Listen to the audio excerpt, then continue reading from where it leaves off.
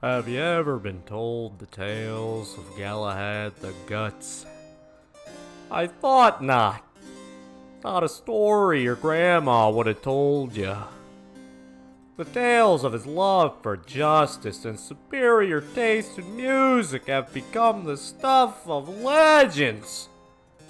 Sit back, relax, and let me tell you a little something about Galahad the Guts and the goblins he had to fight. It all starts in the kingdom of Lionhearts, fourth largest kingdom in the Seven Realms, and well known for two things: being fairly progressive thinking and constant goblin attacks. Sir Pricklepin, the goblins are heading towards the castle. Good eyes, Five. We should alert the king immediately.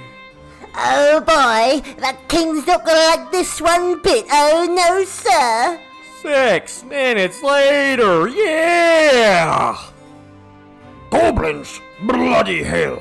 Why does it always have to be goblins? For fuck's sake! There were goblins last month!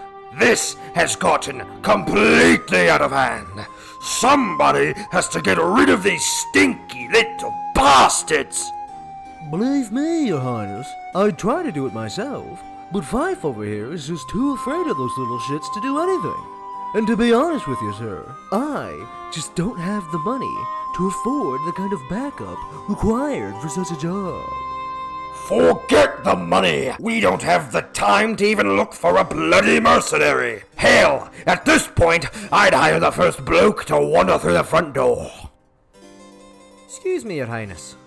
I hate to intrude, but I just wanted to let you know there's a few goblin folk outside the castle walls, causing a ruckus. Oh, yes, Galahad the Guts, bravest man in the Seven Realms, certified hero, and registered Kingslayer. In my defense, I killed the king of all evil. That is why this Kingslayer business is such shite. Everybody just assumes I betrayed my own kingdom and that I killed my king. I don't even belong to a kingdom, man. I just wander around in search of injustices and catchy songs, you know. I'd never kill a good king, let alone me own, since I don't bloody have one. Yes, that registration nonsense is quite maddening at times. Nonetheless, you have shown your beautiful face at the perfect moment. How would you like to handle those dastardly goblins for an old friend? Oh sure, King Lionheart. Anything for me brother's son's godfather. Plus those goblins were saying some pretty racy stuff out there. I may not be able to speak native goblin, but I know a racial slur when I hear one. Oh, splendid! Please, take Sir Pricklepin and Fife for backup. They're good boys, just not the bravest in the bunch.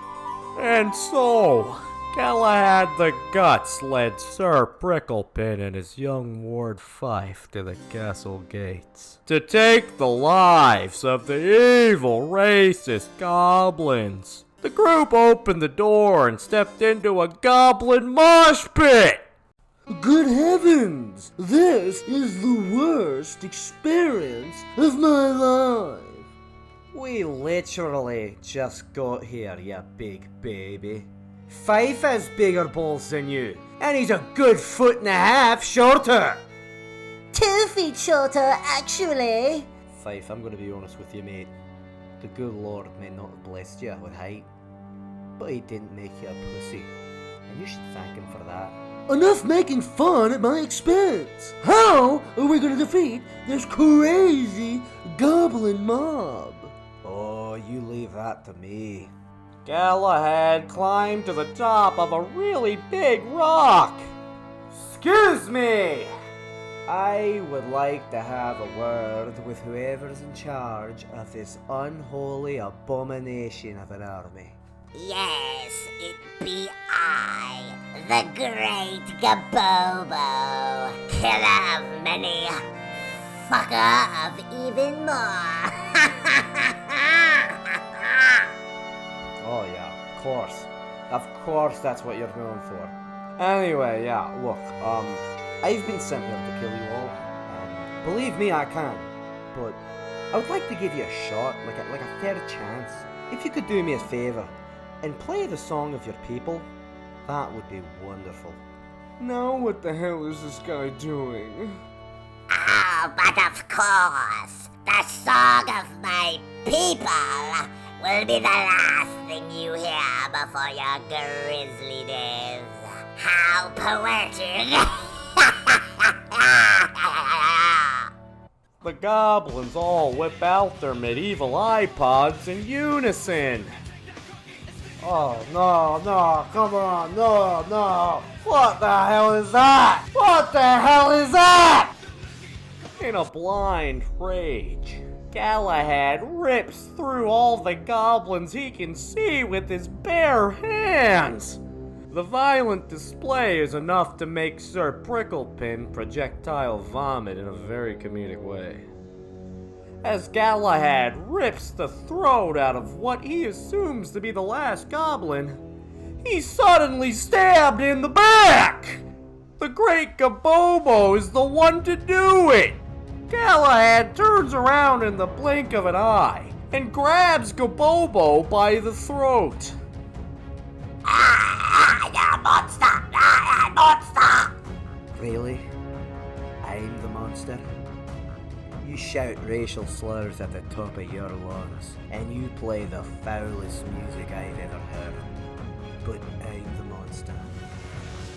Tell me, Gobobo, who is responsible for the abomination that butchered my eardrums? They call themselves Limpus Biscuit! Frederick of the Dust! He's the one to blame! Thank you, Gobobo. Now go to hell! Galahad twists Gobobo's head off and punt kicks it farther than the eye can see! Oh my gosh, that was the most horrific act I have ever seen another human being commit. I will never unsee what I have seen today.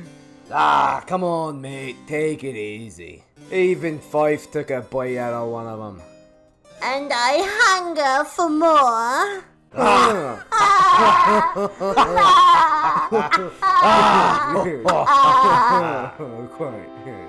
And so, Galahad the Guts returned with Sir Pricklepin and Fife to the king. Sir Pricklepin had his knighthood revoked for comically puking more than 4 pounds worth of vomit. Fife was offered to be knighted in his stead, but turned the king down in favor of opening a goblin-based restaurant. It's said to be quite addictive after just one bite. As for Galahad, a part of him changed after that battle. He couldn't rest knowing that Limpest Biscuit was out there. The goblins were just fans. If he wanted to stop the Limpest Biscuit permanently, he needed to find Frederick of the Durst. And so Galahad the Guts ventured off into the unknown, in search of evil to defeat and a song to sing, knowing he eventually will hear the horrors of the Limpest Biscuit again. The end! Yeah!